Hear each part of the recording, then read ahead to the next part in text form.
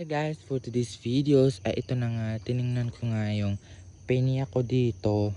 Tingnan nyo guys, napakarami niyang anak. Wait lang guys, tatanggalin ko muna tong constructor na to. Napakadami niyang anak, tingnan natin. 1, 2, 3, 4, 5, 6, 7, 8, 10. At pang 11 to.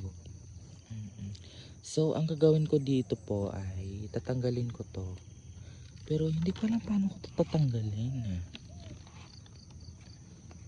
Wait lang guys, titingnan ko muna kung paano ba to tatanggalin. Tatanggalin ko to kasi nga kasi para mamulaklak siya.